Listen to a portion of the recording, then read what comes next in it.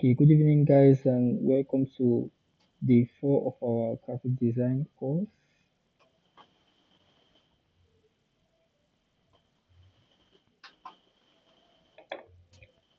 Hope you all are doing great.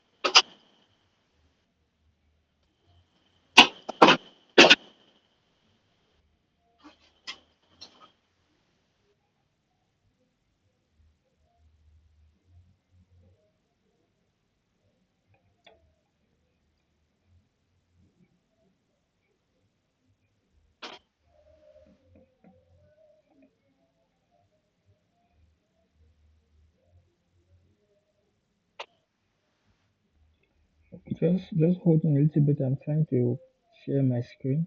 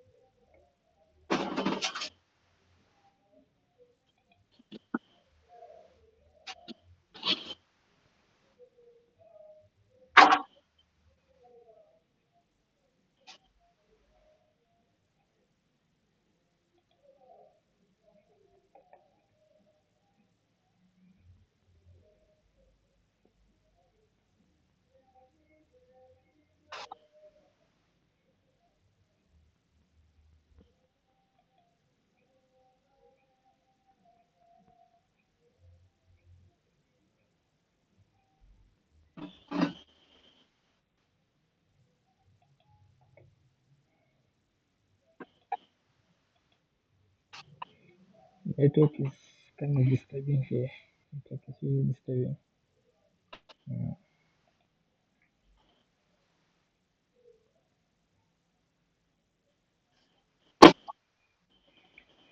Network is a mess.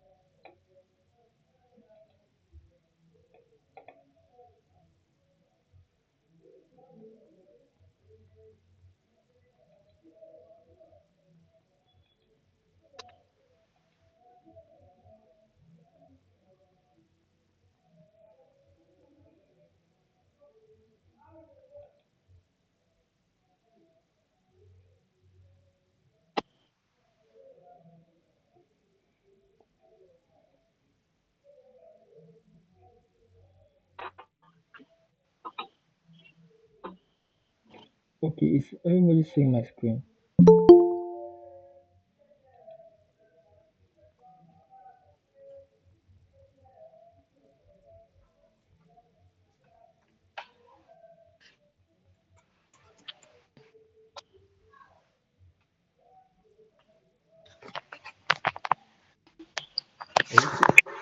If you're seeing my screen, please react. Let me know you're seeing my screen.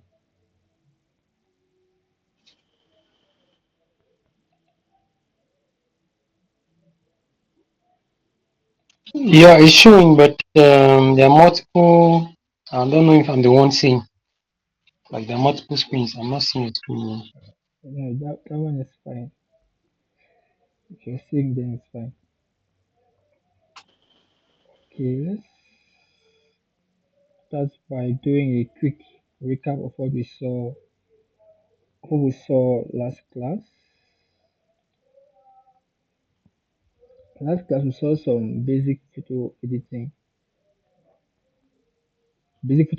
tools in Photoshop, and we also spoke about raster and vector images. We said raster images are made up of pixels, while vector images are made up of paths and points. And raster images are best for photographs and detailed visuals, while vector images are best for logos and scalable graphics. Means graphics that you can increase or reduce the size without it losing its quality. We also had an introduction into resolution, and we said resolution depends on the dots per inch with DPI, and we said the image size is the width times the height in pixels. So this is the width here, and this is the height. And this image is made up of pixels. And what are pixels? Pixels are simply small, very small, tiny boxes of color. So one pixel contains one color, and a combination of these thousands of pixels, which are actually thousands and thousands of colors, is what makes this image. So the higher the resolution means meaning the higher the dots per inch, which also means that the higher the number of pixels per inch of the image, the higher the resolution.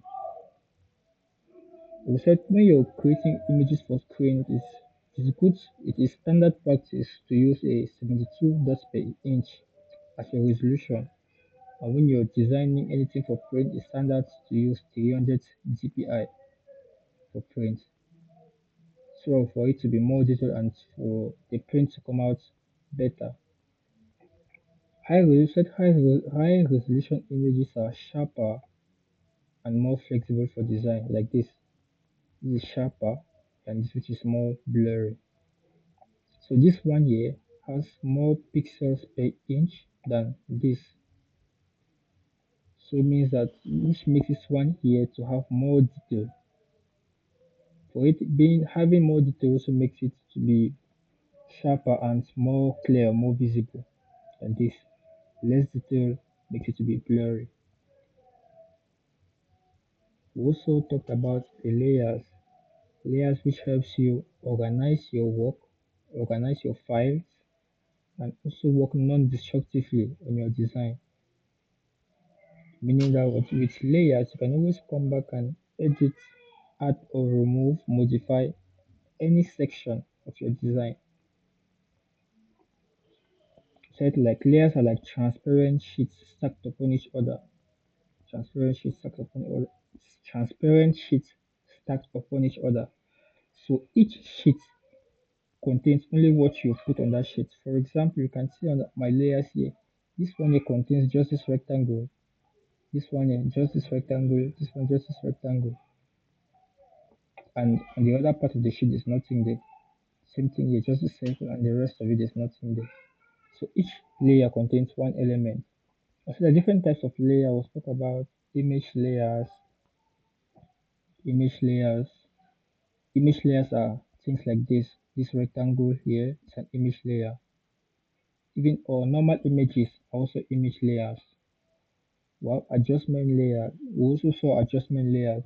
Adjustment layers are effects which you add, such as brightness, contrast levels. Those are adjustment layers. And text layers. Text layers are text. So those are the three main types of layers which we have. And so the layers, we use the layers panel to organize our content. So it should be orderly. So after that, we saw cropping and straightening of images. So the crop tool, and the shortcut is the C key on your keyboard. And you simply use the crop tool to remove unwanted outer areas of an image. And we spoke about the rule of thirds for grids, for framing. Also, and let me get to this Photoshop here. Let's just see some things here.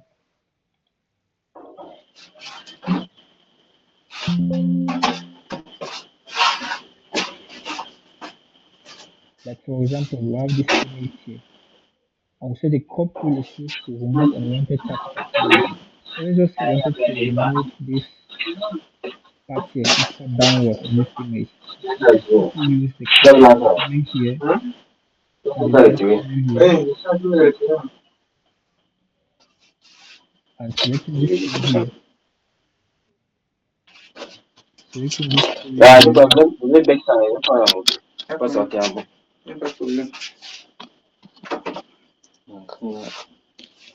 Cedric, please could you mute your mic?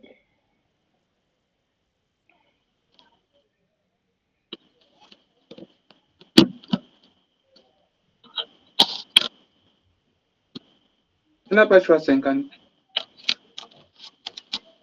Eh,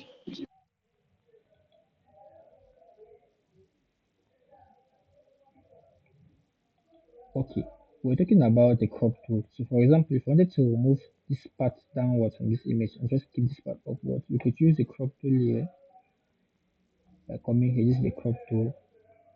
Click on it. You left click on it once, and these edges here appear on your screen.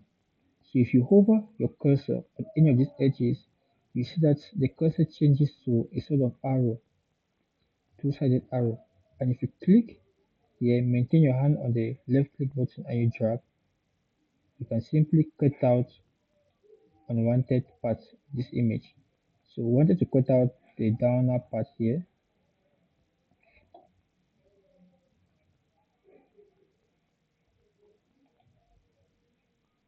So you can simply click here and drag up here like this. And only this section here of the image is going to remain. The one down here, which I've cut out, is going to disappear. And we spoke about the rule of thirds. The rule of thirds. Use the rule of thirds grids for better framing. So as we're using this crop tool here, you can see some lines have appeared on the screen.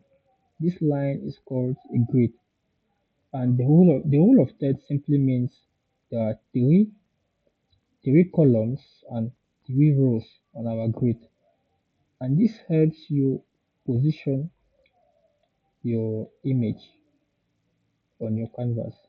As we said here, use the rule of thirds for better framing. So from this grid here, you can see that the image is well centralized. So for example, if it was not centralized and wanted it to be more centralized, you might, for example, want to shift maybe this one to the left to make it more centralized. Or for example, if I wanted him to be more towards the left, I could crop out a little bit this part here. So now he's more towards the left of this new frame which is being created. So that is how the grid here helps you in the frame. Now, in the new image, he's now standing towards the left, while originally it was centered. So, the rule of thirds helps you to frame your subjects on your canvas. So, after that, we saw how to rotate or straighten images. using the crop tool. So again, back to our crop tool here. If you come at the edge here, if you come with your cursor, let me zoom in a little bit. So if you come at your cursor with your cursor at the edge, it becomes an arrow. So if you shift a little bit up again, the arrow changes. So when you see this arrow here, this form, this arrow simply means rotate. So this new arrow here, the curvy arrow means. So now if I click now and maintain my hand on the left click and then I drag it, now I can rotate my image like this. And if I'm done, I can simply press enter. This is how my new image looks like. So I said, you can select your crop tool. If you come to the edge here, the arrows change to a bent arrow. And if you click left click once and maintain hand on the left click and then you rotate, you can see the image rotating. And if you check here beside your cursor, you can see the angle of rotation. So you can make it rotate to a particular angle. So if I let it to rotate maybe 90 degrees, you can see the angle. So now it's perfectly 90. Let it rotate maybe to 30. You can check the angle beside that's 29, 30 degrees. So you can also rotate it to precise angles. And if you maintain your hand on shift while you're rotating, the angle changes by 15 degrees for each rotation. If you maintain your hand on the shift key when you want to rotate, for example, let's try to put it at 0. Now I'm going to maintain my hand on the shift key and rotate it again. You see, it rotates now by 15 degrees, 45, 60, 75, 90. Because my hand is maintained on the shift key. But if I remove my hand from the shift key, I can freely rotate the image at any angle of my choice.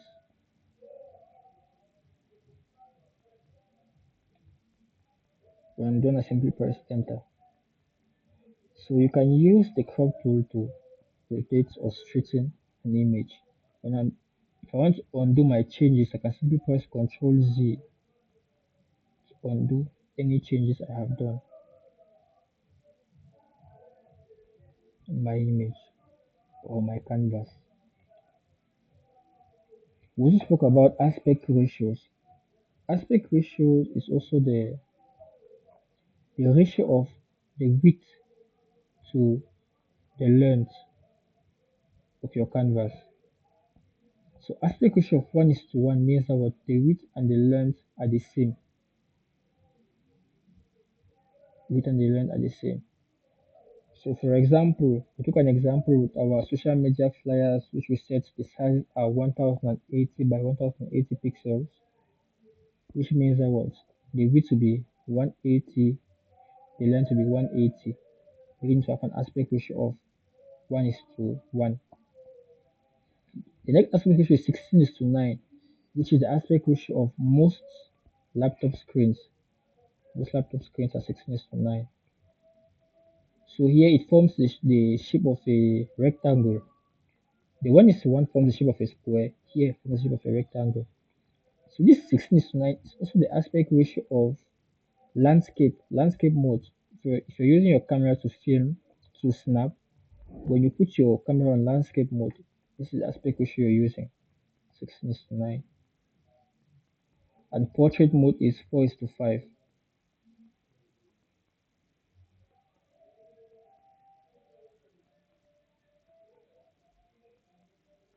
So the next thing we saw as well were image adjustments. We saw some common image adjustments such as the brightness, the hue and saturation, the levels, and the color balance. We said brightness is to adjust the general light and darkness balance, brightness and contrast. Hue and saturation is to modify the colors and intensity. Levels adjust shadows, midtones, and highlights. Color balance is to add warmth or coolness. So we actually saw these settings as well yesterday. We went to our canvas here and we saw two ways of adding this, either by coming here on image I'm going to adjustments. These are them here: brightness, level, scales, exposure, vibrance. There are a lot more. You didn't see everything last class. And the second way, which this is the destructive way of adding these settings. Why is it called destructive way? Is because once you add a setting using this way, you cannot modify it. For example, if we're adding brightness to this image, let's add some brightness. The image is now brighter. If I press on OK here, after I've added this brightness, now there's no way for me to come and modify this brightness. It's no way for me to come and modify this brightness. That's why it's called destructive editing, and it is not recommended. Let's press Ctrl Z to undo. And what is recommended is to come down here and click on this circle here, which is halfly shaded. You click on it, you will see the same adjustments here. Now the difference here is once you click on this brightness and contrast here from this circle, you're going to create a new layer. Remember I told you that three types of layers: image layers, text layers, and adjustment layers. So this one here now creates an adjustment layer. This is what we call an adjustment layer. So now I can increase the brightness, but the advantage here is once I close it and I say maybe the brightness now is too much, I can always come back and modify it by coming back to this layer and double clicking on this icon here.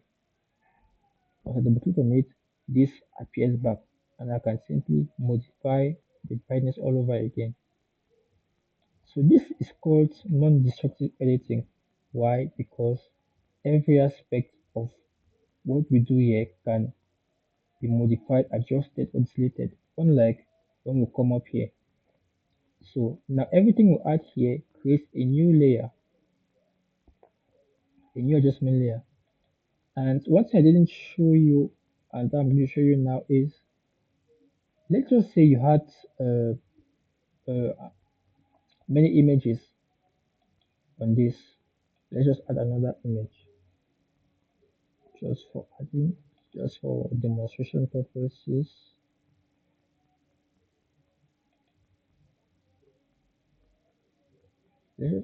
Let's see this image for example.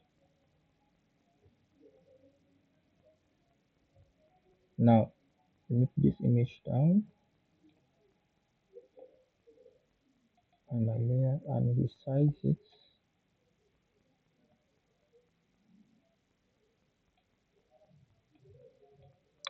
Okay, let's just give this situation where we had like two images. Now this brightness, if I add the brightness here, if I add the brightness, it's going to affect both images because both of these layers are below this brightness layer. But what if I wanted this brightness just to affect this image, the image of the girl? So what I can do now is I will bring this layer, move it and drag it and drop it just above the layer of this girl. I will right click on it and I'll select create a clipping mask. Create a clipping mask. So what this does is this new arrow apply will appear at the side. So what it does is whatever adjustment I add on this layer here will apply only to the layer which is just below it, meaning that this layer here will not be affected. It will only be a layer which is directly below the adjustment layer, which will be affected by the settings on the adjustment layer. So now if I increase the brightness again, it has only the layer of this girl, this image, increase in brightness. The layer of this man does not increase in brightness. Same for all the other settings. So if I add another one, let's say vibrance, I right click here and I select create clipping mask. All the things I actually will only apply to this layer here because it's a layer which is directly below the adjustment layer. So let's decrease the vibrance. So you see that only the layer of the girl is affected by this. This image here is not affected.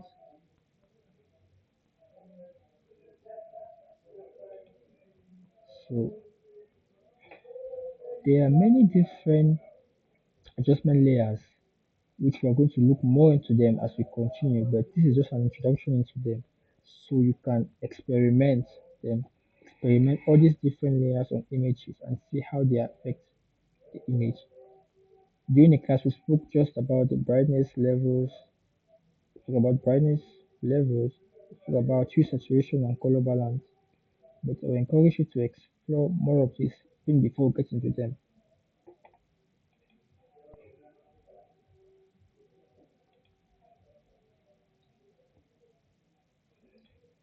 After that, we saw some retouching tools. Some retouching tools. We saw the spot healing brush tool, which removes blemishes and dust. The clone stamp tool, which copies pixels from one area to another. The patch tool, which track and replace, which is a drag and replace method for retouching. So let's look at it back again on Photoshop. Here, let's add another image. Let's delete this layer because we don't need it at the moment. You can delete it by clicking on the layer once, and on your keyboard you press the backspace. Click on the layer on your keyboard, you press the backspace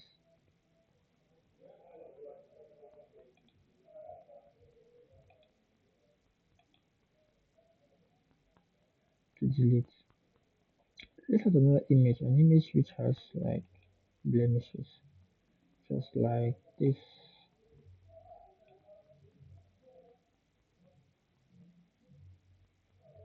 And resize it by hovering with our mouse with our cursor on this anchor point here or any of the anchor points on the image. You can hover on it, then you click once and you drag to resize the image.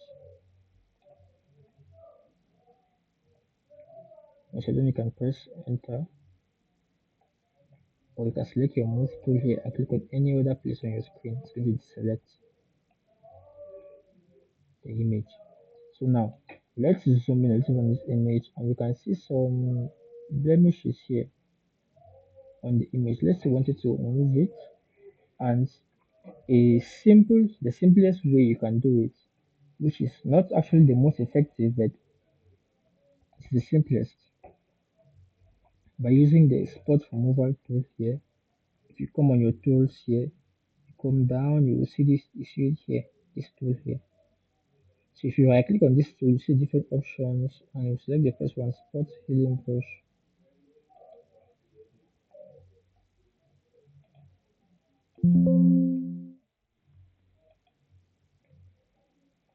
Okay, we can come up here and modify the size of our brush here. Now it's at 25, we can reduce the size to something smaller. Let's say 12 pixels.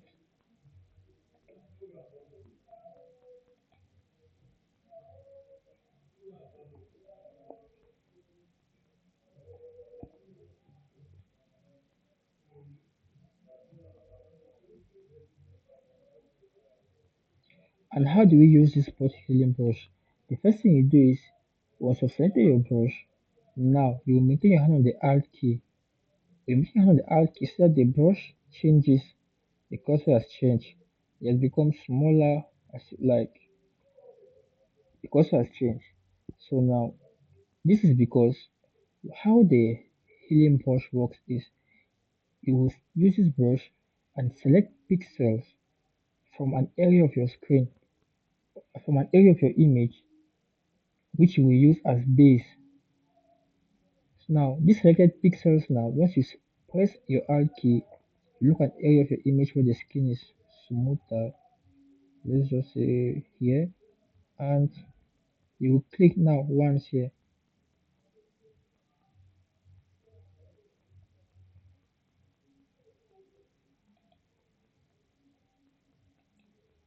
Okay, I'm rather explaining the healing brush. Okay, with the spot removal tool, you don't have to press Alt key.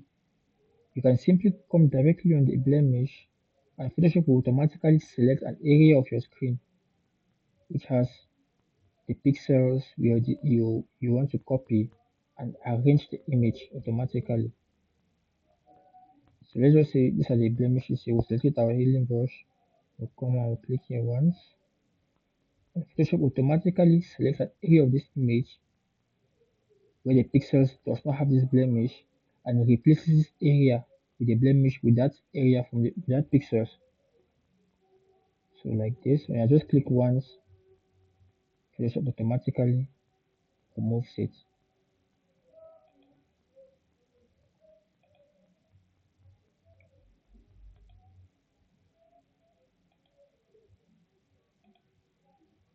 like this.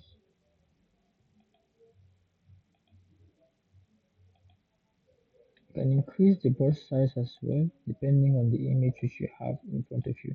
I think I shared the link to these images, the drive link to these images. So just by clicking once like this, Photoshop automatically detects the blemishes and moves them like this. And the other tool which you saw was the healing brush.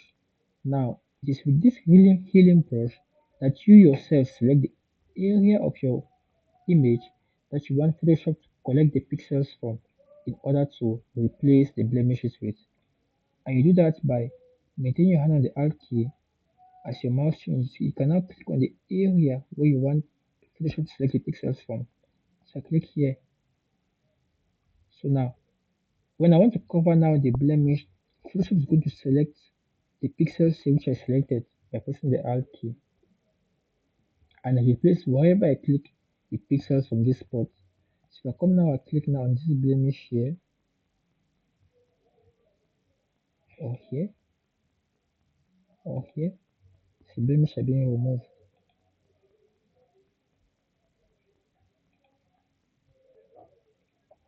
So as you can see the cursor has this part of the image. This is the part of the image which is selected.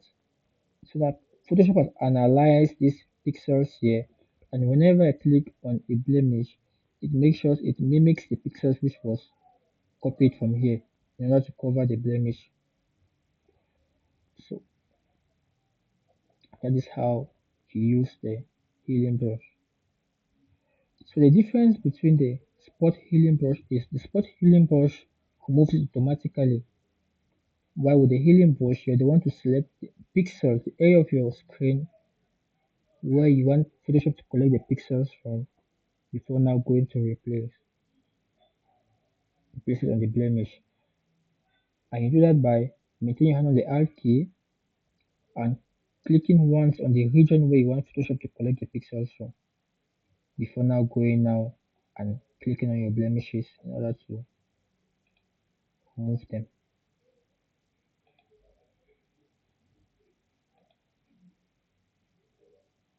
like this.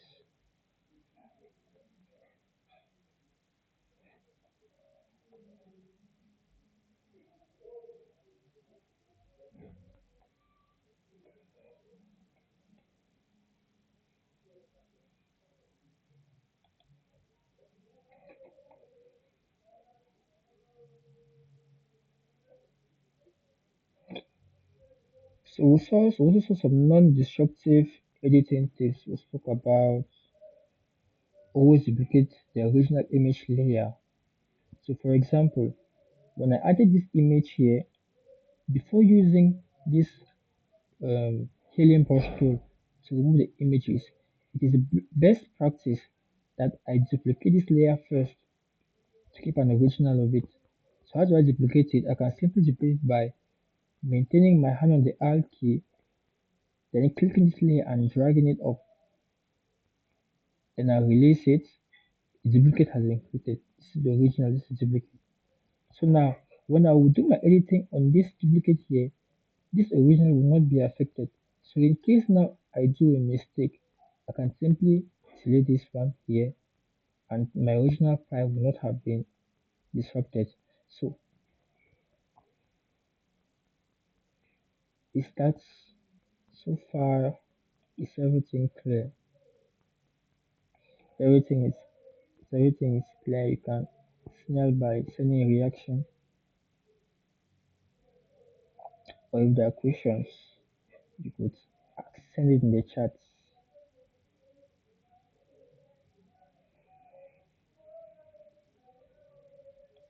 Okay, the other tip we saw is to use adjustment layers instead of direct edits, which I already explained. So for example, instead of coming to image here and doing adjustments from here, it's better to do it from here, which will create a new layer. And why? Because this is non-destructive editing. Because creating a new layer will permit you to edit or modify the layer whenever you wish. Also set to use masks to hide or reveal parts of edits. Last class we also saw how to remove backgrounds from images or how to mask background of images. I also saw how to save your file as a PSD. The assignment last class was to okay, that's some public question. The assignment was to edit some pictures which I provided to use some of the adjustments which we saw and the spot healing brush in order to edit some pictures which I sent. The assignment was to remove the blemishes and add some editings, some adjustments to the image in order to make it look better. So was is there anybody who did that?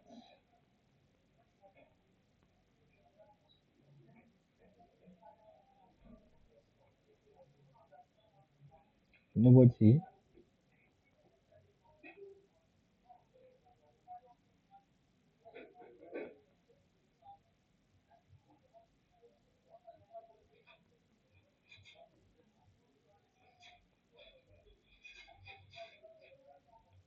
Okay, that was it for the recap of what we did last class. This class, what was supposed to look at for this class was creating social media graphics in Photoshop, an introduction into creating social media graphics. This is lesson 3, and the outline is social media graphic design overview and overview for social media graphic design, choosing the right dimensions and resolutions. Mm, okay, this wasn't supposed to be there. Layout and composition best practices, exporting graphics for web, and a class practice. So the objectives were to understand the design needs of different social media platforms, set up correct canvas size in Photoshop. We've seen some of these things already, to create an engaging and on-brand social media post, and to export for quality and optimize performance. So the first aspect we're going to see is why social media designs actually matter. So before we actually look at this, can you in the chat say your own reasoning as to why you think social media graphics matter? Say your own idea in the chat.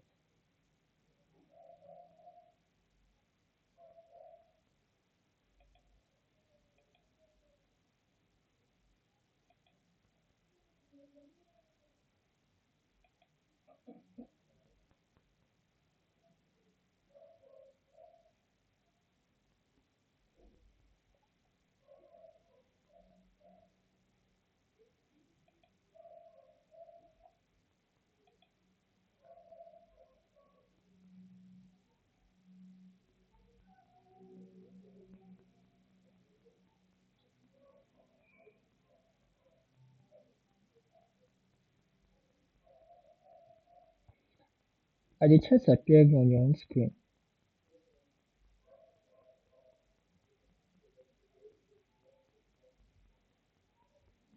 The chats don't seem to be appearing here.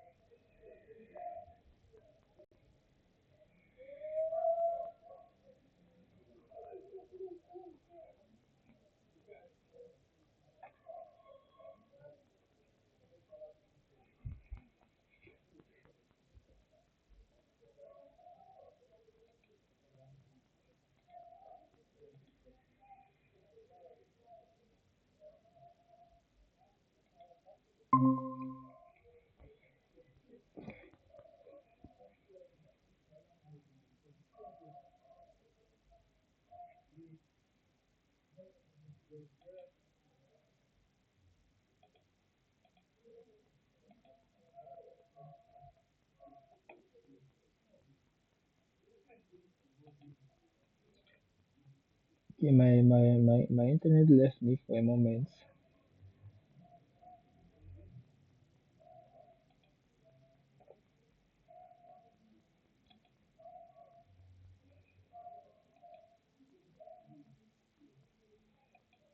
Okay, as I was saying in the chat, everybody should send their own reason why they think social media graphics matter or are important.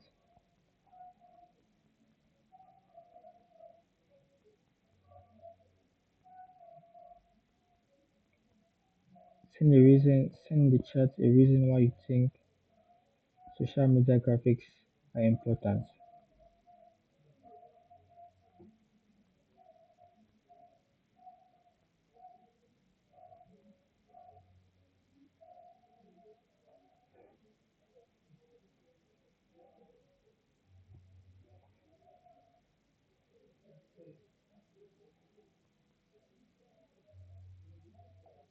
Are you guys there? Are you guys hearing me?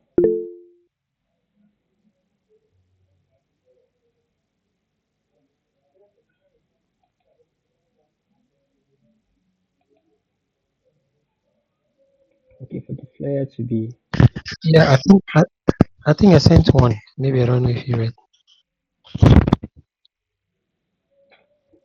no, I think it's only Faith's response which is here. Can you resend it again?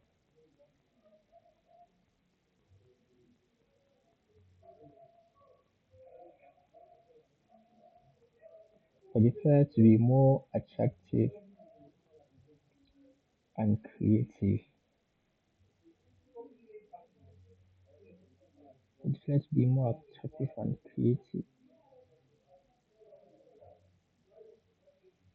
Wait, I said the reason why you think social media graphics are important. Social media, let me just say social media flyers. Why you think social media flyers are important? Why to let me just say businesses or individuals or needs to do a social media flyer?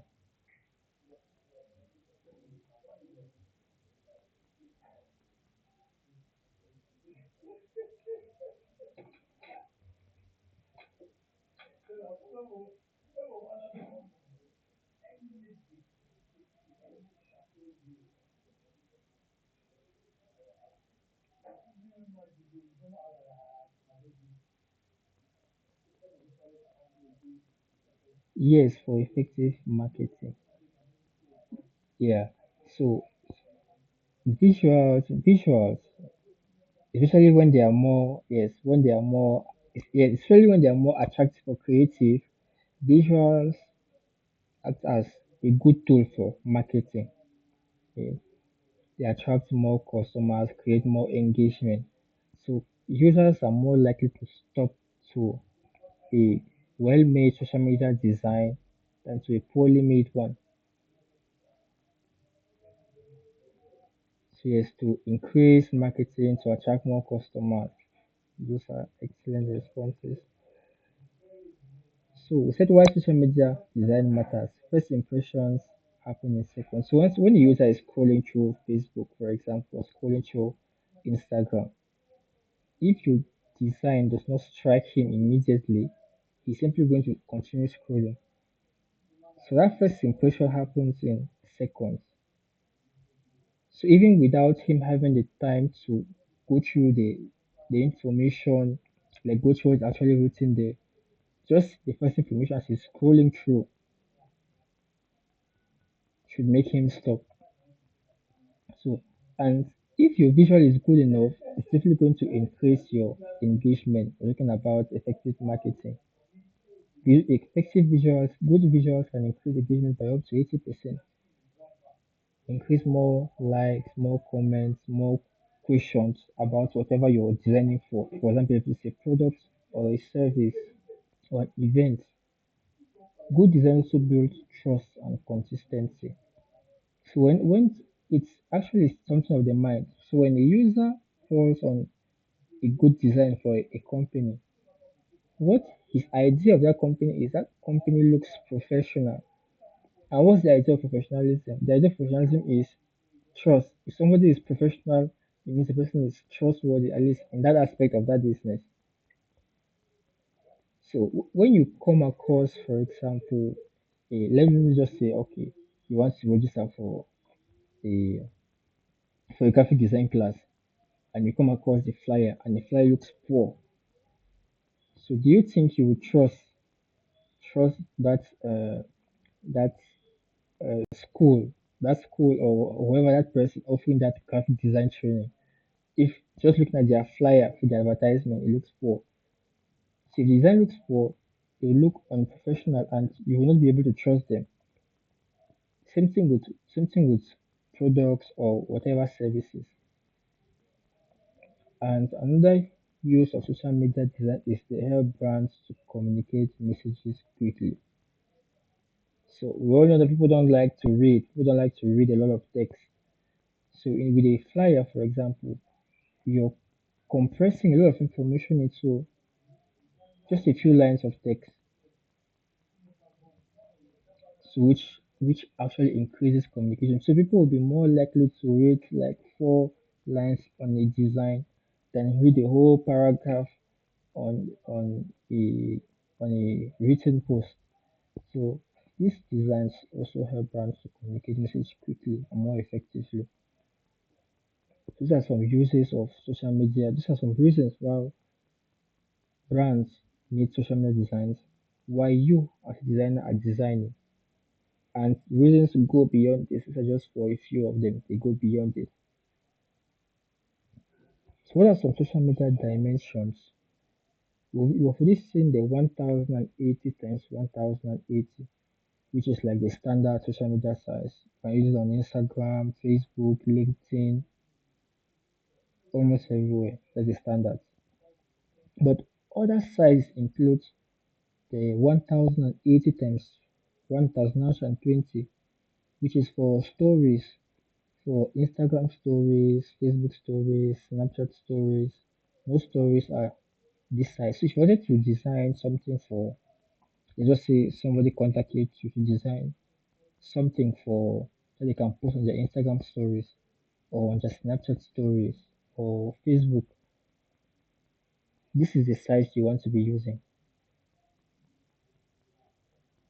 Other sizes include as well on Facebook the 1200 times 730, which has a a vertical rectangular shape. There are also banners. You have banners on Facebook page. Facebook pages have banners. LinkedIn LinkedIn pages also have banners. So the banner size are usually around like this, 1584 times this. So this size is happy to design to scale. So for example, if you take this, if you design a flyer like this, right? If you want to put it on a banner of this size, it won't really match. Okay, let's take an example. Let's try to create a new file with these dimensions. Let's go create a new file. You can go to new. Let's put these dimensions. Here was 1584 by by 396. So this here is the width. This is the width like this from this point to this point, and here is the height. Let's just press on create. You see how it looks like. This looks like the banners which you have on Facebook and LinkedIn, right? It looks like it. So now let's take a post which was designed on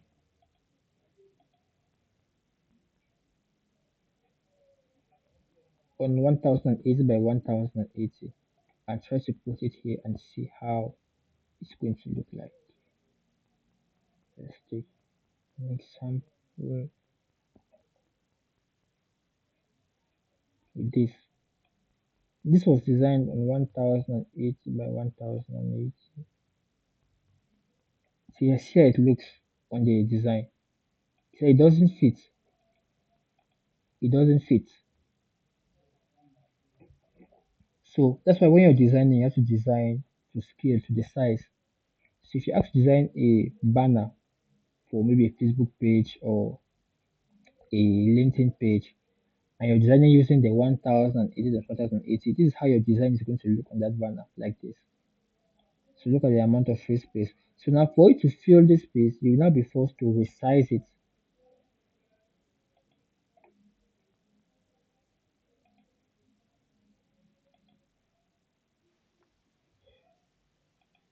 You'll now be forced to resize it by dragging on any of the anchor points here. You can drag it like this for it to fill the space. But what do you notice now? Once you drag it for it to fill the space, you can no longer see your design anymore. Just a minimal part of your design now shows. Now, which part of the design are you going to show? Is it only this header, or is it the middle part, or is it the footer you're going to show? So now it becomes very complicated. You don't know which part of your design you want to show now because you did not design it to scale. This has going to appear now once you put it on your Facebook banner, and this is not what you want to display.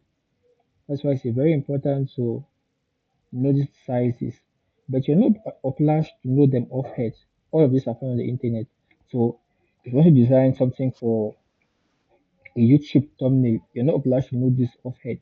You can simply go online and search YouTube thumbnail sizes, and Google will provide this information for you. So you're not obliged to know this off head. And one tip here is to use 300 dpi means dot per inch, 300 dot per inch for your design when you're setting your canvas for your design. However, when you're set your exporting for screens, set your resolution to 72. We said 72 is for screens and 300 for print. However, if you allow it at 300, there is no problem. There's no problem. You can sleep at 300. There's no problem. But 72 is just like a standard. But if you put at 300, no problem. So previously we had seen how to create a new file. However, we're still going to go over it again. And we said when you want to create a new file, you go to file and select new. Then you choose the correct width and the height. So once you go to file is up here. Or if you're opening Photoshop for the first time, it's going to surely look like this. So you can come here and create file, or you can simply press on this here, new file. You can come here on file and select new. Then this panel here is going to open. On this panel here, you choose the correct width and height in pixels. If you're designing for a screen, then it should be pixels. So here on this drop down here, you click on this drop down here and select the pixels and input the width and the height. So let's just say we're designing something for a standard social media flyer for maybe Facebook, Instagram. We're going to use a 1080 and 1080. It's going to look like this. We're going to put in this width and this height.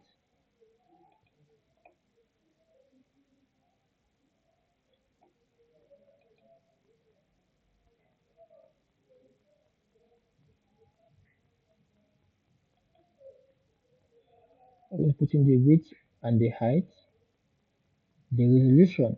I'm going to set it to 300 and leave it at 1 pixels per inch. This one here stays the same. The color mode, make sure the color mode is set to RGB. RGB here 8 bits. Allow the background on white. Make sure you put the name of your file, it is very important. And once you're done, click on the create button. So mostly everything here, we are going to leave it as it is. The resolution here, the color mode, background, because by default, the resolution will be 300, the color will be RGB, and the background will be white. So you can just leave everything as it is here. You set your width, your height, set the measurement to pixels, and you put your file name up here. Once you do that, click on the create button and a new file will be created on a new canvas, just like here, just like here, just like we did here.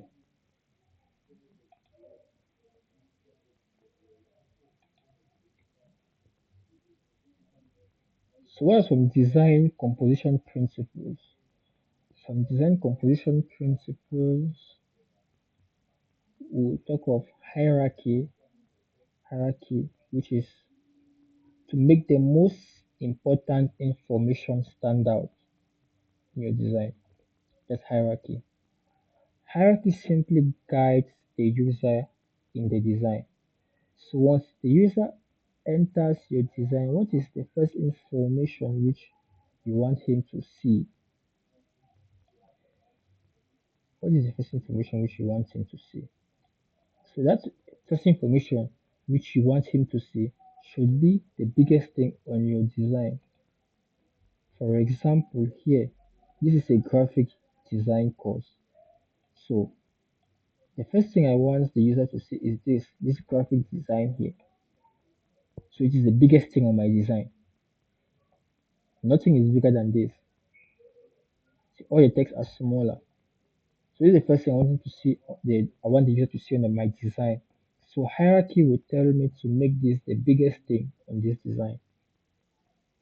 So this also applies to your headers. Another example can be here, right?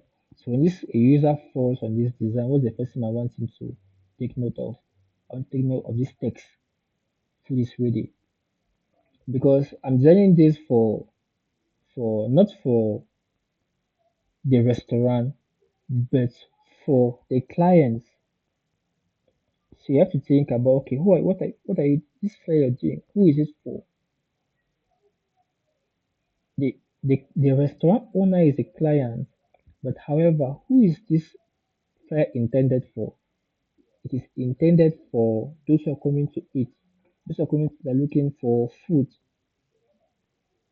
So once the person takes this flyer, the first thing he sees, which is the biggest information here, is food, and which is what he wants. He wants food. So because he sees food, he's going to stop. So that's what hierarchy wants you to do.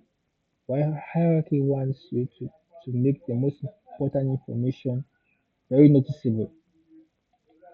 And this is mostly as your caption, as your header, as your title on on your flyer. And then after that first information being displayed, you now have to guide the user until what is the next thing you want him to see. What's the next information? What do you want him to know in this flyer? In this flyer, like taking an example here. After the header, the next thing is the the body. This is like the body. See, this one is much smaller, and the user is only going to read this if he has read this and he was interested. Now, even this one is smaller, he's going to definitely read this. So basically, you are guiding the user. So your design should guide the user as to into what you want him to see, what's the information you want to communicate on this player. And here we want to communicate. There are two things we want to communicate here. We want to communicate that this is a restaurant. This is a restaurant. The restaurant's main service is food. We want to communicate that this restaurant also offers delivery services. So if you're reading this flyer, no matter if you're in your house or you're in your office, if you're seeing this flyer, you should know that you can find you wherever you want. And the next one, if the person to know is what can he order? What can he order? Okay, this now gives him an insight to what he can order. He can order Aero, he can order Equang, Akati Kati. Okay, so now if he actually wants to order, what does he does? He can contact this number here, or he can go to this location here, and he will find the restaurant. So are you see how hierarchy works? How hierarchy visually guides the user from the caption here to the contact information in the footer. So are we understanding this? If you understand it, send a reaction. Okay. Another important aspect is alignment. Alignment is simply for organization. You can't just simply put everything however you want on your design. Alignment plays an important factor in balance. In balance, everything has certain balance on your image. If things are not aligned, then they are disorganized. If they're disorganized, they don't look good. So that's what alignment does. So for example, so for example, um,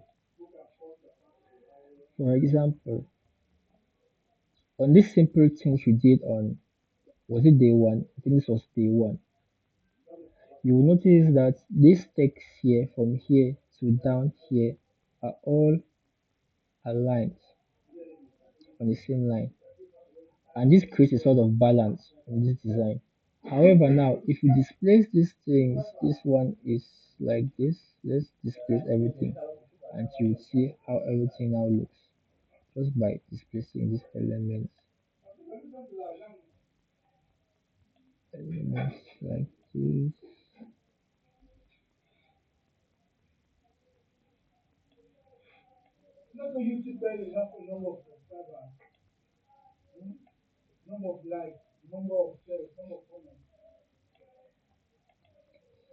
Now on this same design, we have the same information. We have the same information, but however, it doesn't look as good as it did before. The same information. I've not added or anything from this flyer. But however, now the quality has dropped. Why? Because the elements are not aligned, they're disorganized on the canvas. So now there is no alignment, which makes everything to be disorganized. There's no balance. So balance and alignment go together. So you have to make sure your elements are aligned. There are different ways you can align. You can align them vertically. Let me create it. You can align your items vertically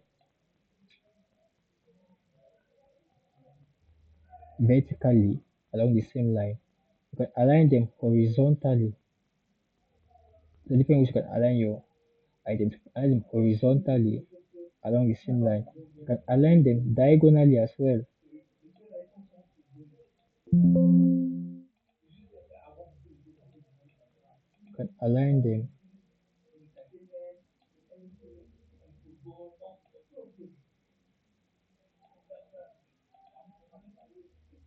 You can align them diagonally like this, or even like this diagonally. But there has to be some sort of alignment on your design for balance. Another alignment is also circular alignment. Align items in a circular manner, or even a triangular manner.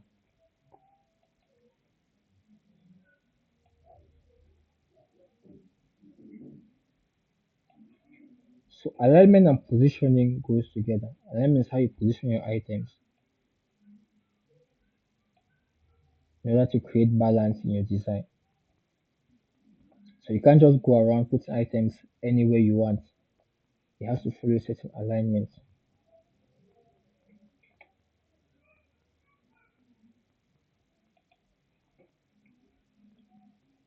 As you said, the alignment keeps elements organized and balanced.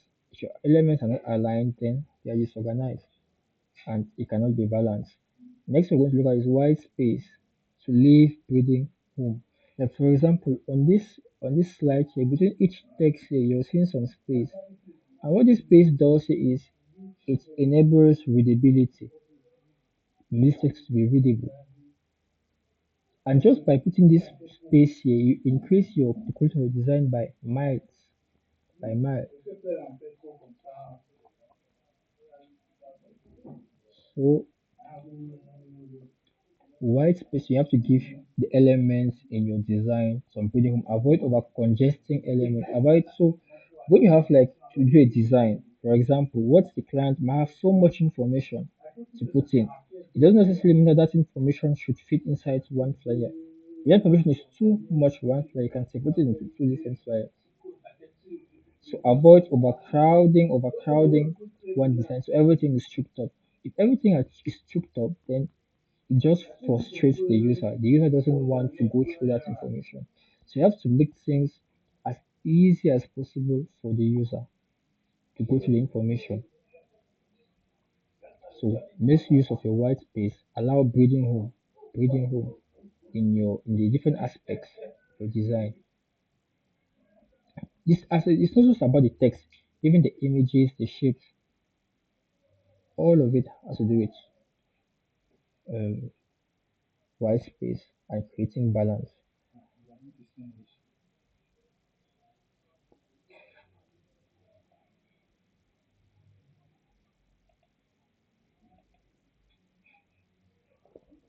So,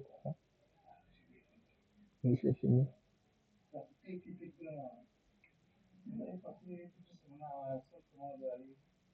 my Sakosa.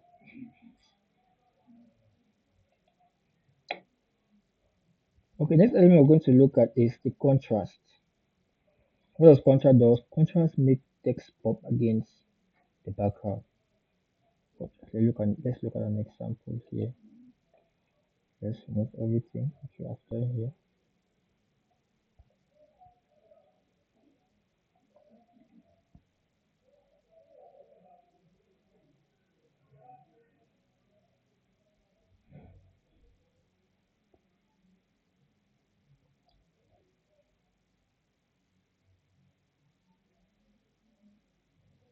So we said contrast makes text pop against the background. The last time we talked about contrast, we said you have to put a light color on a darker color or a dark color on a brighter color. So you cannot put a light color on a light color because of contrast. It's not going to show. So for example, here, the reason why this text here is clearly visible is because this text here, although it has the same color as this background, but however it is not on this background, it's on the white background. So it now creates a contrast. This one is a dark color, this box here is a bright color. So now I have what a bright color on a darker background, which makes a good contrast. And I have now a dark text on this light background. So you're seeing the different layers of contrast, which now makes this text look good. However, if you carry this text now and just put it here, this text now become barely visible, barely legible, barely legible. Why? Because this color and this color of the background are almost the same. So now I have a dark, dark text on a dark background, which makes readability difficult.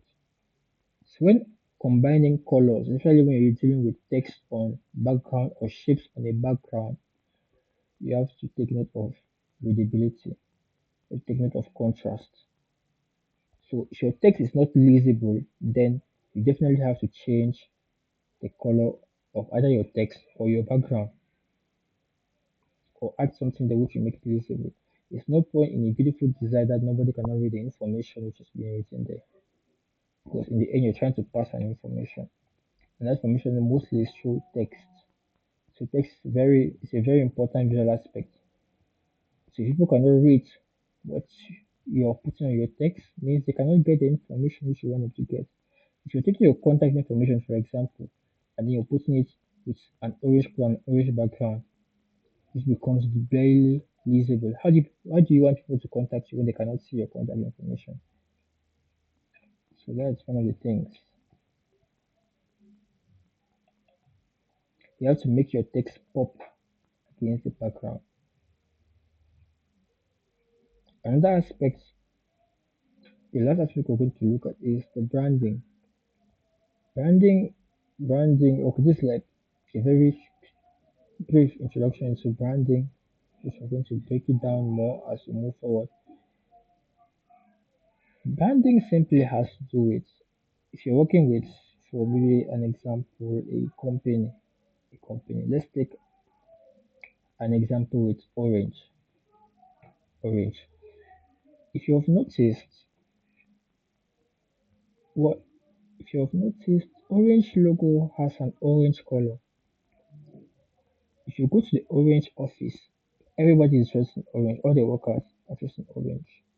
If they're organizing an event, their flyers contain orange, their banners contain orange, their cars are in orange color, they are dressed in orange polo t-shirts. Why did they do that? That is part of branding. Branding is about visual recognition. So now whenever when you see that orange color, you know this is orange company. Same thing with MTN or Camtel Blue or what other company.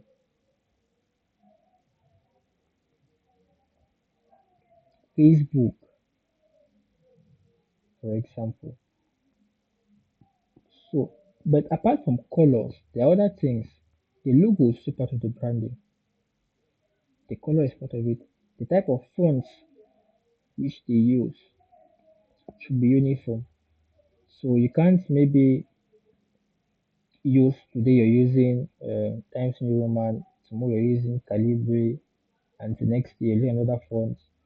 So there has to be consistency in these elements, consistency in the type of fonts they use, the type of colors they use, the types of even the types of images they use, and the logo. This why is this important? It helps for brand recognition. For brand recognition.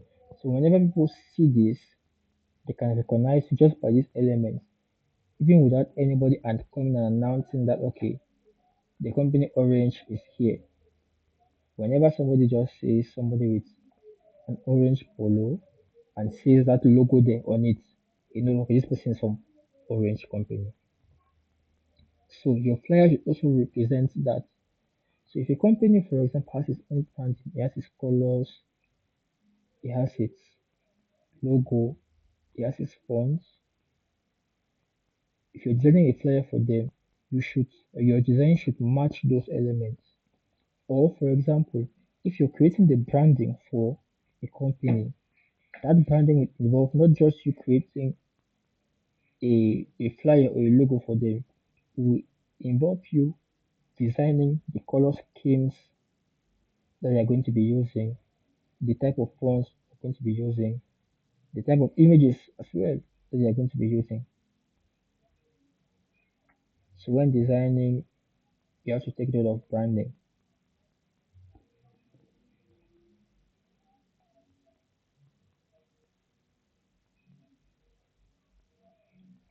Layer usage and text. We've already seen about layers in a previous class. I also saw how to add text. So you can use the T tool, which is a text tool, to add captions or quotes in your text. And the different so the text also serves in different purposes, right? There is the you have the, the text serves in different purposes. In most designs, or depending on how you want to structure your design, you might have your header, which is your title, right? You also call your caption, which is the main text of your caption. Then you have the body, which gives more information from this header gives more information. And the next thing also, which is very another important element, is your call to action. The call to action. So what can people do? See, sometimes you see something like join now or order now or register next an event. You might see something like register now or a course, and something like register now, maybe something like call now, join now. These are call to actions and it's text.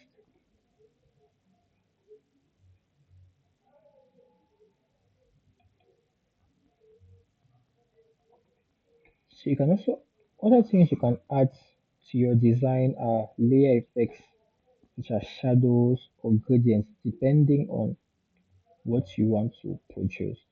For example, if you look at the background of this slide, there is a gradient. The color changes. What is a gradient, first of all? A gradient is simply a combination of colors. Combination of colors. So when you look at this background, for example, you see that the color here at this end here and at this other extreme end here, this slide, not exactly the same. This one here is dark, it's kind of darker green, but as you move in the middle here, it gets a little bit darker. But once you move here, it's brighter, and here it's bluish. This is just a subtle gradient, but there are other gradients as well which you can use. If you're not really sure as to the gradients, you can search online for different gradients, maybe with the colors which you want to combine and see if they match. Photoshop even has some default gradients here. For example, let's unblock this layer here. If you click here on this image, on this background here, let's say I wanted to add a gradient background here. So how do we do that? If you go on, you click on this background here, which is a rectangle, which I've added. So I set the color here to orange. You can these properties here. If you don't have this property section on your screen, you can simply go to Windows here, scroll down and select properties. It's going to appear on your screen. So on the properties panel, you can control different elements of this rectangle. And what we're going to look at right now is the fill. The fill is simply the color which is inside the rectangle. So if I click on this fill here, what I had shown you before is this box here. I click on this box here, I can set the color. I can set the color. But how do you add a gradient? You want to add a gradient, rather than click on this box here, you click on this icon here. This is the gradient. When I click on this, so the background has changed. This box here appears. And what does this box do? It permits me to combine two or more colors. So the combination of these two or more colors which forms a gradient. So if I want to change the color, I can simply come over here, double click twice, double click once, double click, and select the color which I want to choose. Let's go with something which is just say something like this. I press OK. Then I come to my second color, this box down here, double click here and select the second color.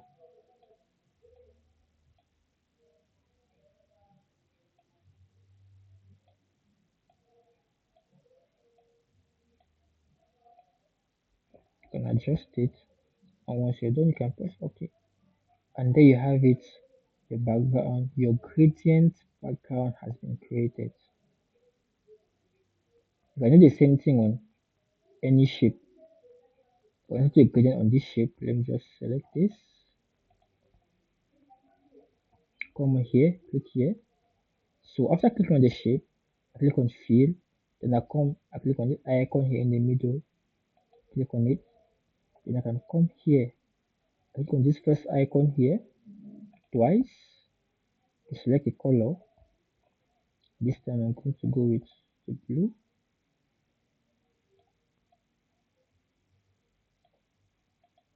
Here. and select the second color by clicking on the second icon here, then clicking here. I'm going to select this color here, like this. So that's a gradient has been created. You can also adjust the angle by coming here. This is the angle here, this circle here. If I change the angle here, the angle has changed. I can manually change it by coming here, wiping this value and put the value around, which is, let me just say 45 degrees. I press enter. So the angle has changed to 45 degrees. So that's how you add a gradient. You can change the method here. This perceptual is going to change how it appears. You see here the colors blend with each other. The more I increase, the more they blend with each other. The more I reduce it, the sharper they are. This one I'm using. These are some effects which you can use to control your gradient. You have linear, as it was before. You have classic.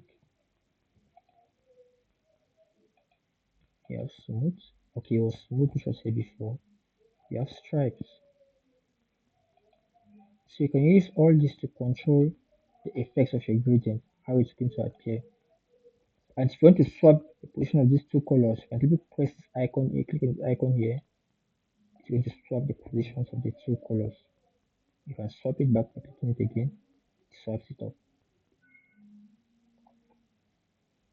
So you can change the type of gradient here. The different sort of gradient is linear. There's also radial gradient.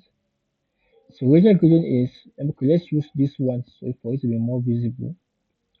Let's click here on fill. Let's go select radial.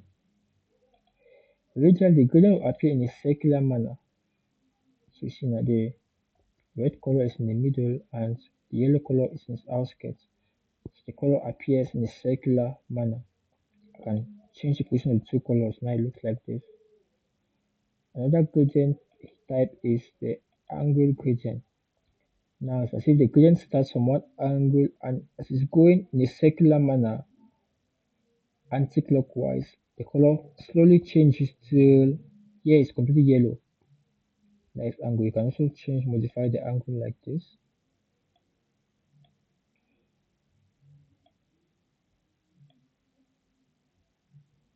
Another type of gradient is the reflected. You see, so as if this line here reflects this color on both sides. You can also change the angle as you see fit. So you can use this depending on the effect which you want to create on your design. This is a diamond. And I replace both colors and it will look like this. So you can change the settings depending on which effect you're trying to create on your design.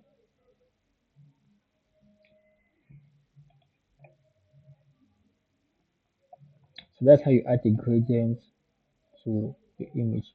What about shadows? How do you add shadows? So add a shadow. Let's add a shadow to this box here, over here. If you want to add a shadow to this box, what you can do is you can make sure the box is selected. Then we'll go down here on the layers, go down. You see this small FX button here.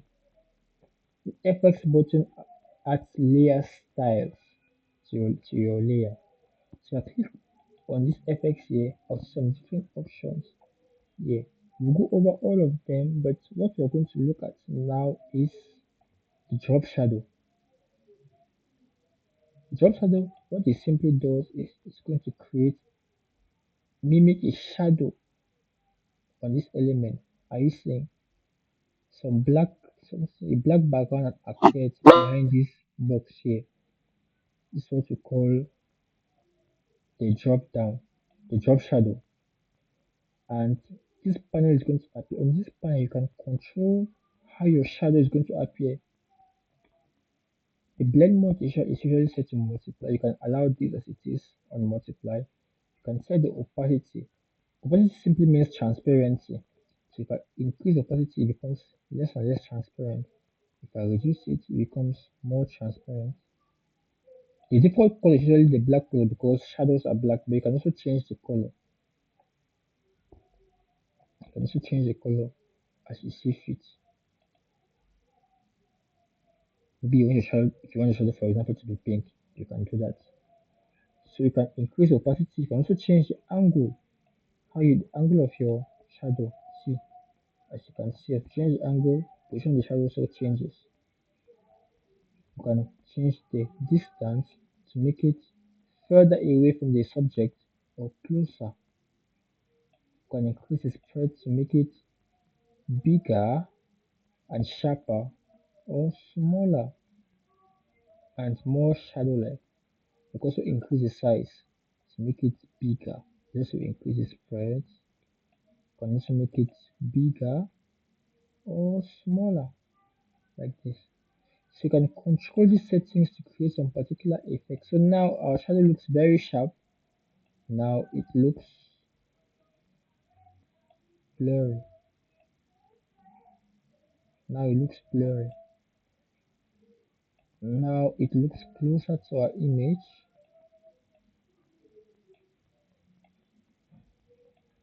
So you can use this to control the shadow effects. And once you're done, you can press here, OK, and your shadow has been added effectively. So why are shadows important? Shadows make an element pop out of the screen. So now this box here, it now feels as though the box is hovering on top of this layer. Whereas before it felt like it was on the layer. Now it feels like it's hovering on top of the layer. These are some effects you can add to your objects to make them pop or stand out a little bit more. And let's say you want to remove this drop shadow here, you can simply come back to the layers here. You see drop shadow, you can simply put it off, turn it off, it disappears, or turn it back on, it appears. And if you want to modify it, you can simply double click on the drop shadow. That's good. Can appear. You double click on the drop shadow. No, this is not it. Let's double click on the drop shadow.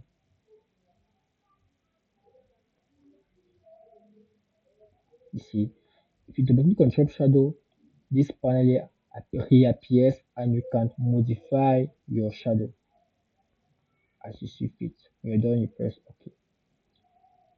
If you want to turn it off, you can simply turn it off like this or turn it back on.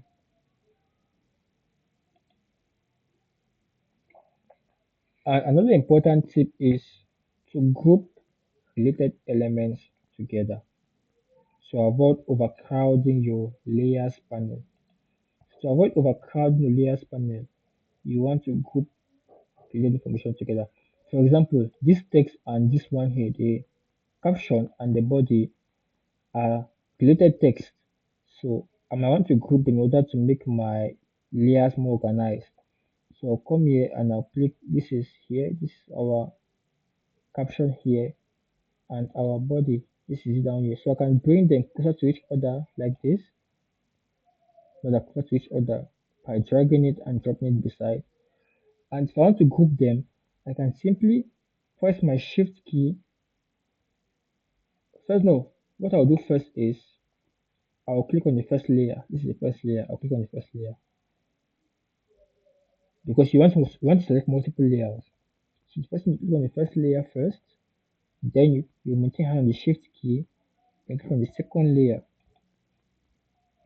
Now you can see the both layers have been selected. You can see on your layers that both layers are selected. To group them now, I can simply press on my keyboard Control G. It has been grouped. If I quickly drop down here, I will see it. So as I said, to group them, you press the Control plus G key to group layers, and it's going to group them like this. So you can simply drop this down. You can also rename the group. If you double click on this text, this group one here, you can rename it, for example, caption. Press enter. So this helps you to have some organization on your layers, right? So especially when you're dealing with a lot of layers, organized layers, you can group related layers together and press Ctrl G to group them. You can also press Ctrl G to group them.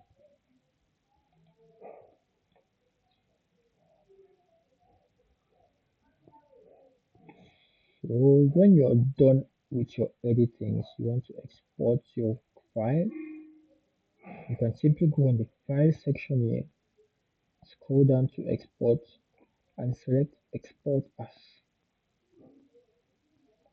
And click on select export as. Let's go here, go to file,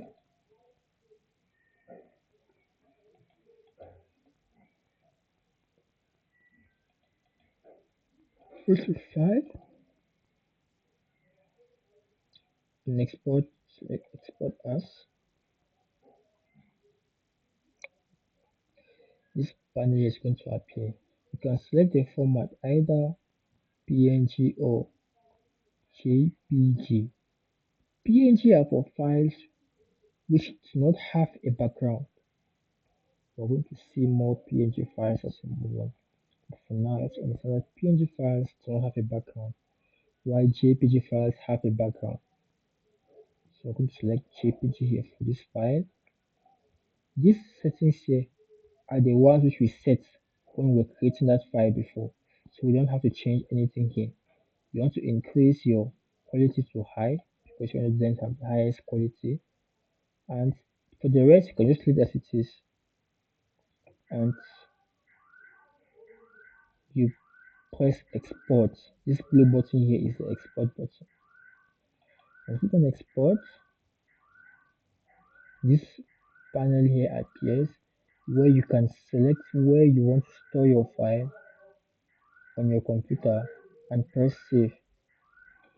And an advice I always give is have a single folder where you store all your design. And in that folder, separate them into different folders. For example, here I have, for example,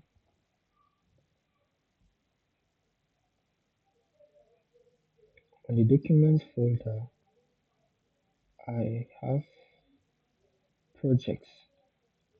In this project, all the different files which I've worked on are here. So it helps you to easily find a file if you're looking for a file.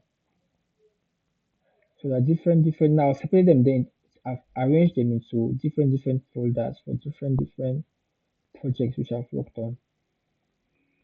So this helps for organization. It also helps you when you're finding a file or when you want to save your files. To avoid you saving a file and another thing you want to open it and you don't even know where you saved it. So it's good to be organized when you're saving your files. So have a project folder or a design folder where you are saving all your resources, all your projects. You can further break it down into smaller folders for different projects you're working on, which helps for organization.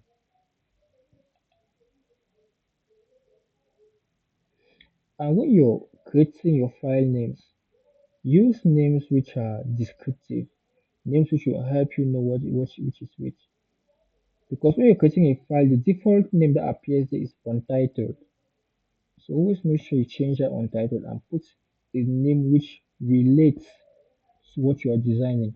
For example, designing a welcome offer flyer, you can type something like this: post welcome offer May 2025. So use names which describe what you're actually doing. As I said before, it helps for organization.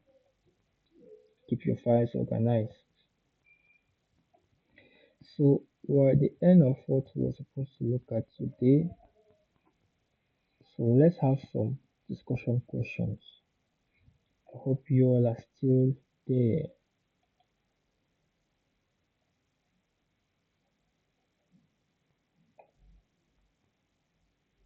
So if everything that was explained clear, or are there some things which were not clear which need some re-explanation? If everything was clear, you can send a reaction. If not, you can ask a question in the chat. Or you can as well unmute your mic and ask a question if you have any question.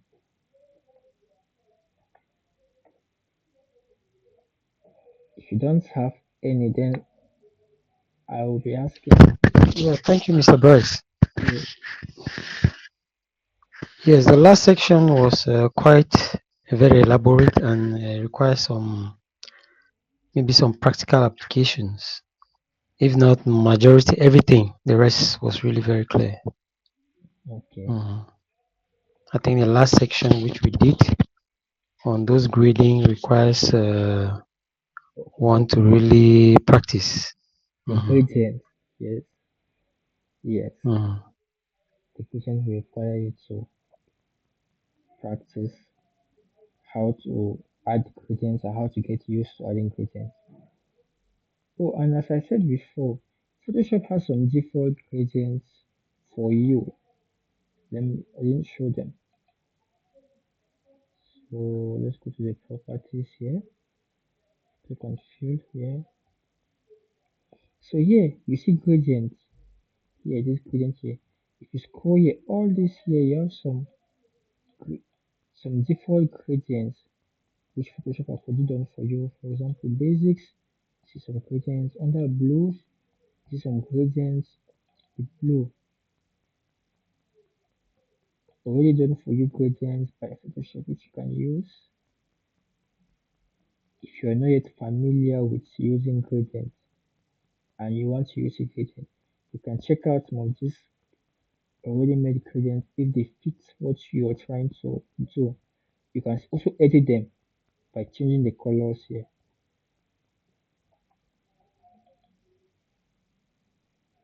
Change the colors here. And another thing you can do is by changing the opacity of the color. So if I want to change the opacity or the transparency of this color here, I can click on this icon here on top of the color, the one on top of the color, this icon here, and now I can change its opacity. See, if I move the opacity completely, this is how it looks like, completely transparent. If I increase it, the color reappears. So you can control the opacity like this. So this of course will need more practice on your Photoshop. As you're designing, you can try to add gradients. You can experiment on gradients, just add gradients on your design. And and in our first class when we treated color theory, I gave you some different types of color combinations. I gave you complementary and the rest. And I told you to research more on these color combinations. By researching on them, it also helps you to understand how to combine colors together.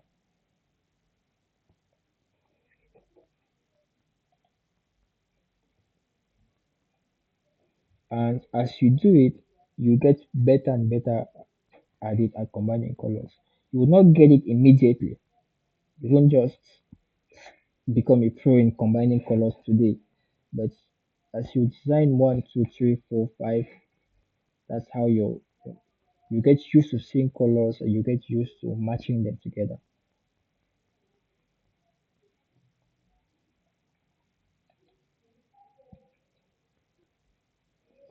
So let's have some discussion questions. So the first question is, how does platform dimension influence your design layout? How do you think platform dimension influence your design layout? You can send your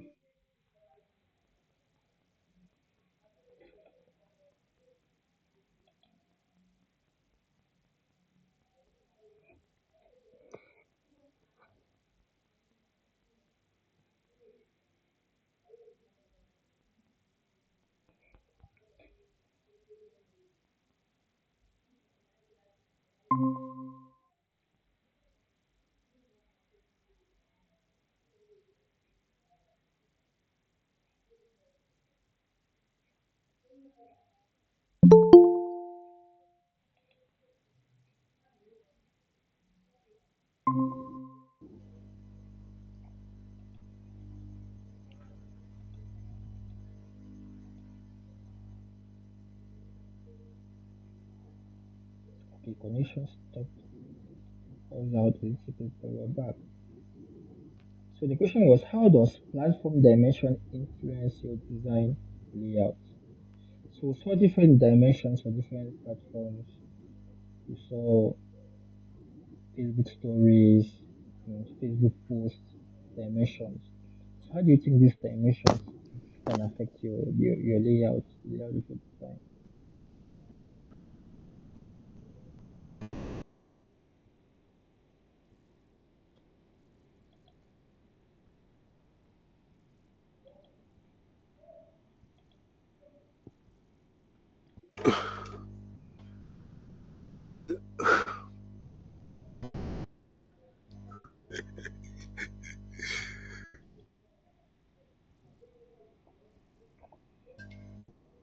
Nobody has an idea. Well, Mr. Right. Yeah, you said how do we think does dimension influence Influence the design your layout. design layout? Yeah. Okay. For example, we saw this Yeah. example here in Yes, Photoshop. like you said, there were standard dimensions for different Yeah. social media platforms, and for instance,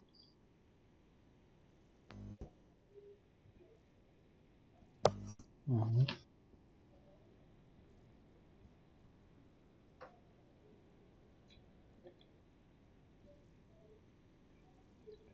I took an example, for example, with the LinkedIn banner, which was 1,000 something, 1,200 and something pixels for the width and 600 and something pixels for the height.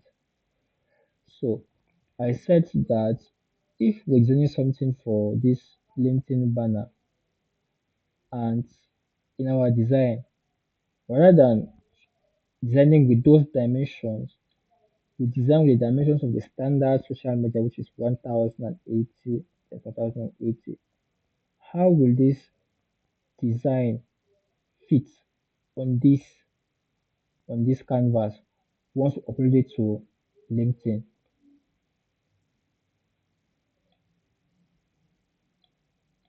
And I said simply most of the design would be cropped out of the canvas like this once you upload it. This is how it's going to appear on your LinkedIn banner like this. Why is it going to appear like this? Because you used the wrong dimensions. So now most of your design is actually hidden. Why? Because you used the wrong dimensions. So that's why I said it's important to design to scale to respect the dimensions. If you're designing for a standard social media flyer, then you can use 1080 times 1080. But if you're designing a banner, for example, or an Instagram story, then your dimensions will have to change in order to accommodate. If not, most of your elements would be hidden or be cropped out of the be cropped out of the image once uploaded.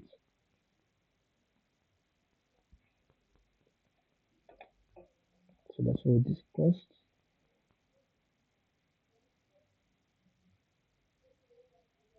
The next question is what's the importance of visual hierarchy in social media content? What's the importance of visual hierarchy in social media content? I think it gives the caption of your main focus Yes, as the purpose of the flyer. yes, yes. Hierarchy brings attention of the user to the main focus. The main focus. It visually guides the user as to what he has to see, what the as the info as guides the user towards the information which is relevant to him, which you want him to know on the flyer. So that's the purpose of visual hierarchy. Took an example with the caption, which has to be the biggest text on your flyer for it to be easily noticed. Then how you apply other text or images or visuals in order to guide the user.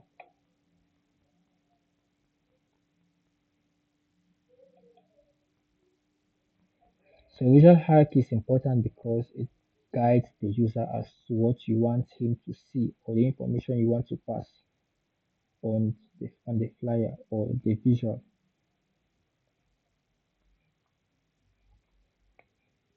What export format, next question will be, what export format would you use for sharp graphics with transparent backgrounds?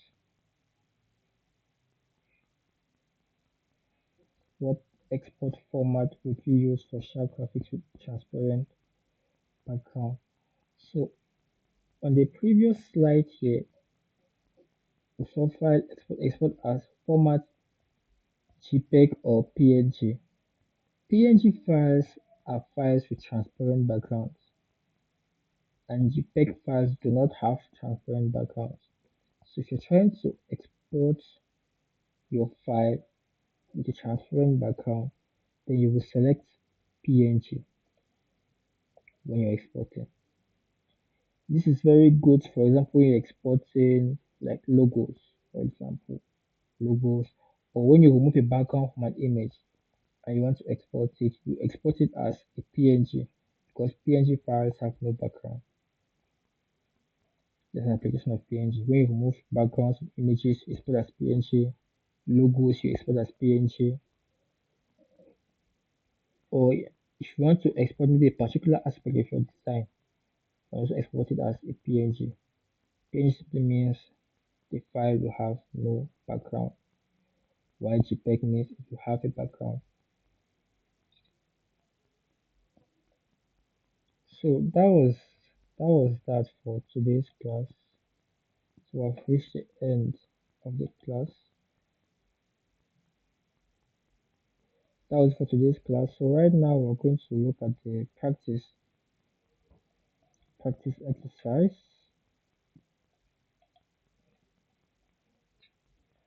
And here the task here is to design a social media post promoting an electronic shop.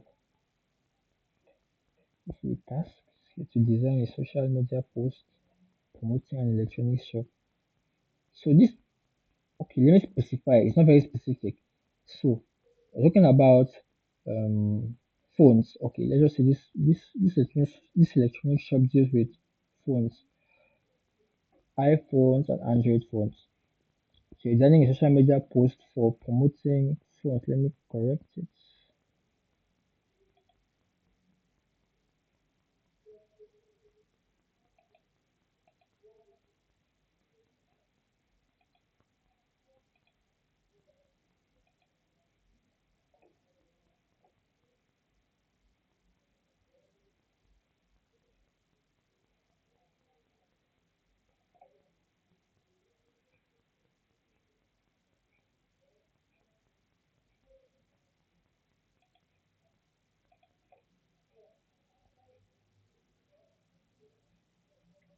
A phone shop. For a phone shop, and the canvas will be the standard size 1080 times 1080, and you include the logo. I'll provide the logo, but you're the one who will research on the promotional message. I won't give you the promotional message. I only give you the logo. You will research on the promotional message which you can use, which is the caption, right? The caption of the text, which you can use, which can be captivating, catchy, that you can use. You do that by yourself. The call to action as well, and This is just a tip. Use layers and apply text effects to make the design look good. So you're going to apply what we saw today. You're going to apply gradients, you're going to apply shadows. Somewhere in your design, I want you to apply gradients or and shadows somewhere in your design to make it stand out well. Make sure you apply good contrast so your text is legible.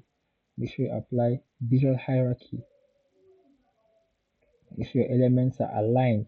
So make sure you apply everything which you saw today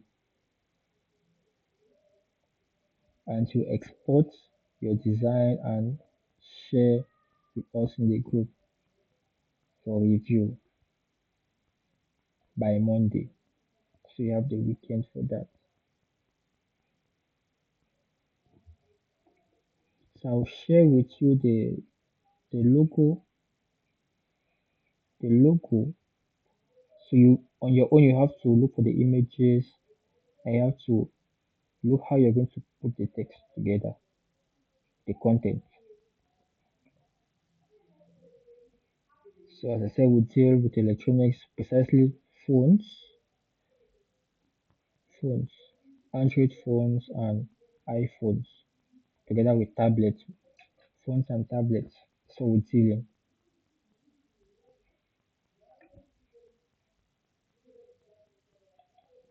So are there any questions regarding what we did today or the assignments?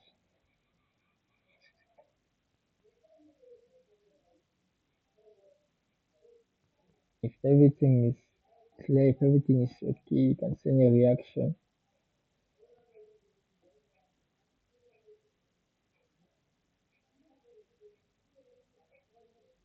Okay, good.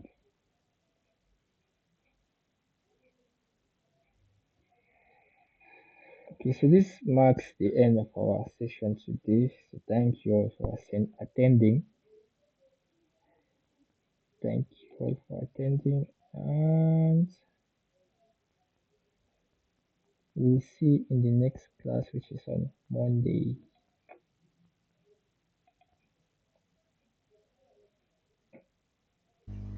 How are they? Where are the recordings for the class? Where can I get those? The previous recordings have not yet been uploaded due to unstable internet, but I will make sure I upload them by tomorrow. So this will be On which available. platform? Uh, well, I will send the link once I do that. I'm not decided on the platform, Okay, but I will send the link. okay.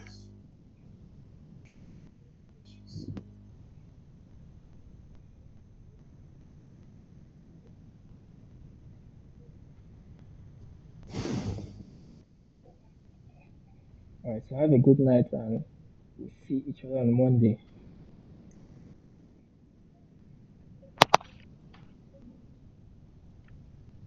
Okay. Thank you very much, sir. Okay. Thank you very much, Mr. Bryce. Thank you for your time. Okay, boys. Mr. Boys, thank you. You're welcome. Hmm?